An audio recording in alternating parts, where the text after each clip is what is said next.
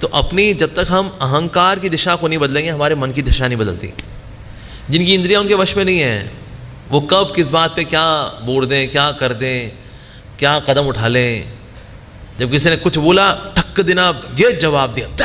जो लोग श्वास प्रक्रिया को साध कर मन तथा इंद्रियों को वश में कर लेते हैं और इस प्रकार जो अनुभवी प्रौढ़ योगी हो जाते हैं, उनकी इस जगत में पराजय नहीं होती।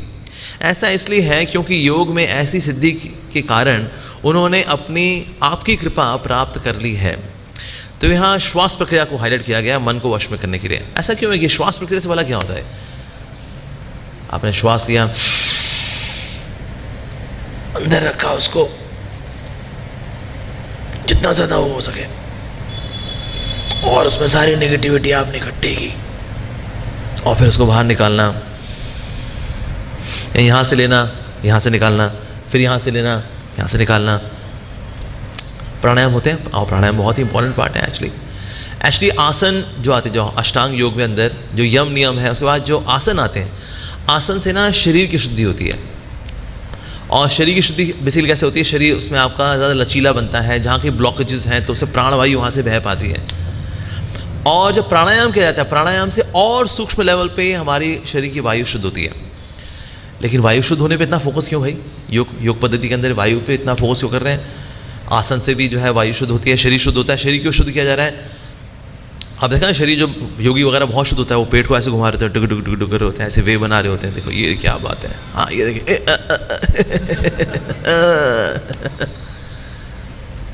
तो इससे शरीर भी शुद्ध होता है, और शरीर शुद्ध होने की वजह से क्या होता है? बीमारियां नहीं होती।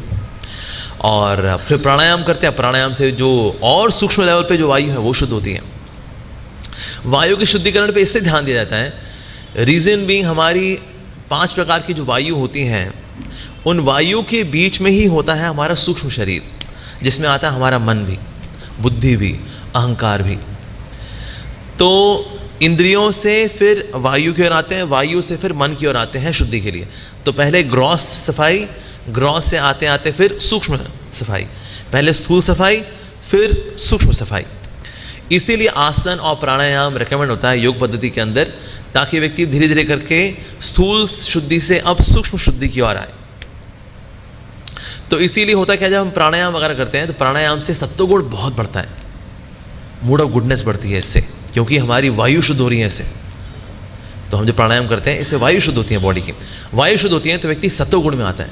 सत्वगुण में आता है तो वो बड़ा काम कंपोज होता है, उसमें शांति आती है उसके अंदर। ऐसा अब ये भाव आने की वजह से क्या होता है, अब व्यक्ति भगवान पे ध्यान लगाने के लिए तैयार हो जाता है। इसलिए बताया जा रहा है कि अब वो ऐसा व्यक्ति भगवान की कृपा को आकर्षित करता है, क्योंकि उसका मन शुद्ध हो रहा है। मन शुद्ध हो रहा है तो इसका उसका मन एकाग्र हो रहा है। लेकिन सिर्फ श्वास लेना यही लक्ष्य नहीं है।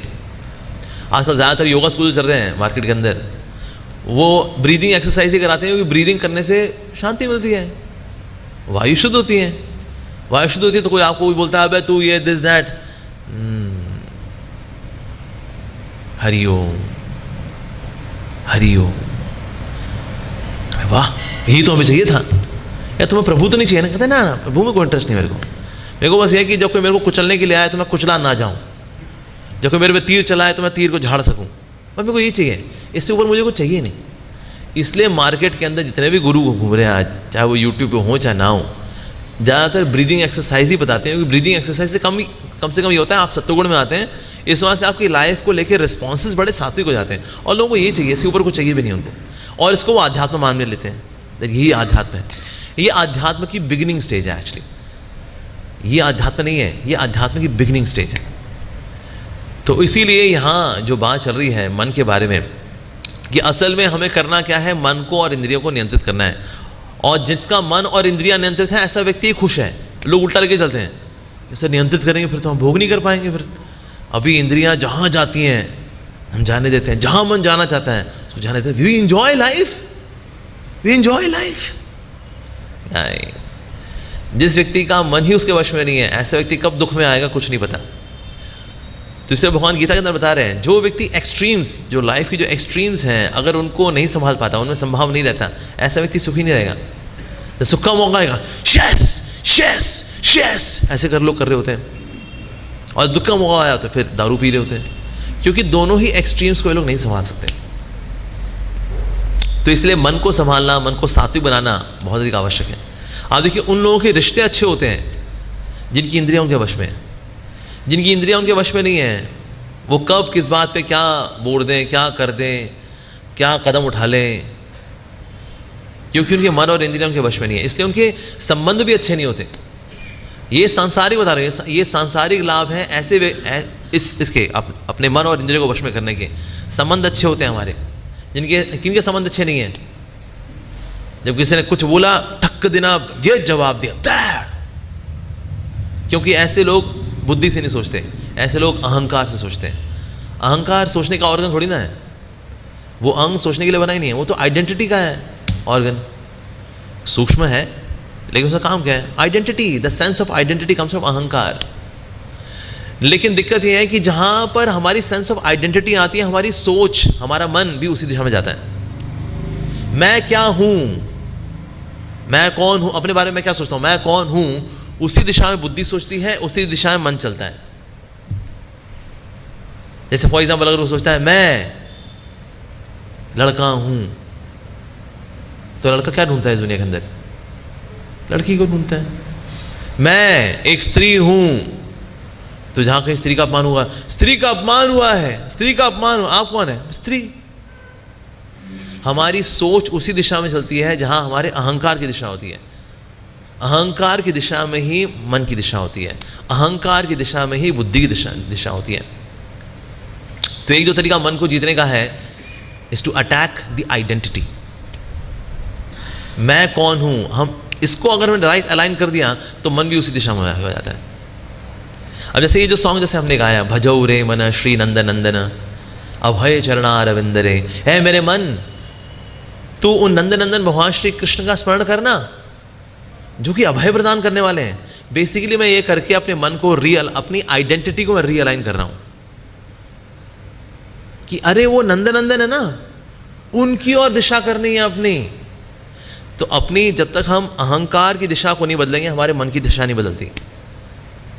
जहां आइडेंटिटी है वहीं पर सोच है, वहीं विचार है, वहीं एक्शन है, वहीं शब्द है, वहीं पर प्लानिंग है। सारी चीज़ें वहीं होती हैं जहां पर हमारा सेंस ऑफ आइडेंटिटी,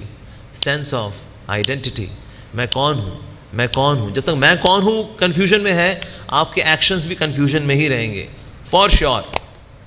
इसलिए प्रभुपाद जी सीधे आइडेंटिटी पे ही बात करते थे। We are not the body, we are soul, we are eternal servant of Krishna.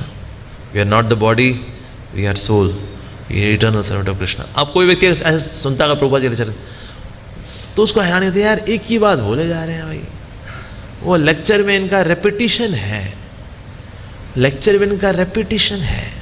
Repetition इसीलिए है क्योंकि वो उस पॉइंट पे हिट कर रहे हैं, अगर वो सेट हो गया तो बाकी सब चीज़ें सेट होनी अपने आप शुरू हो जाएंगी।